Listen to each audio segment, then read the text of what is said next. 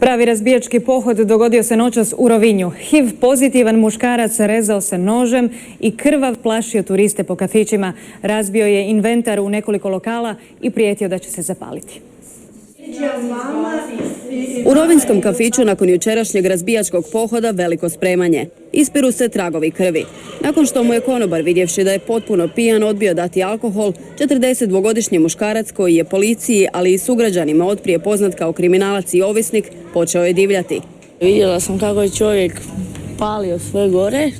Poslije je došao, niko nije mogao ga obuzdat, svi su se razbježali, čak i naši policajci. Kad sam došao već je bio se barikadirao unutra i s benzinom je prolivao tu jastuke i razbijao.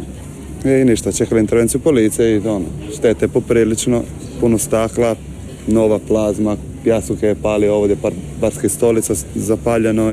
Nakon što su svi gosti pobjegli, zalio se benzinom i prijetio da će se zapaliti. Inače, zaražen virusom HIV-a, počeo se ozljeđivati nožem te je sav krvav nastavio svoj pohod na susjedni kafić gdje je opet razbijao.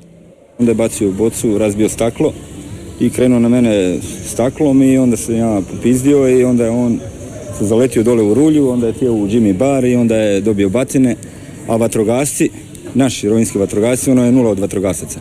Ono što su oni su samo makli, njih baš briga je. Da su oni malo bolje reagirali, možda se to ne bi ni desilo.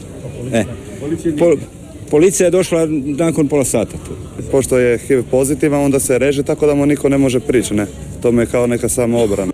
Ozlijedio je nasreću lakše konobara koji je pokušao zaštititi treći lokal u koji je ušao. Zbog toga što je zaražen HIV-om, policija je došla po njega posebno opremljena. Priveli su ga tek uz silu, nakon čega je divljak odvezen na pulsku psihijatriju gdje je i zadržan. Kad izađe, nad njim će biti provedena kriminalistička obrada.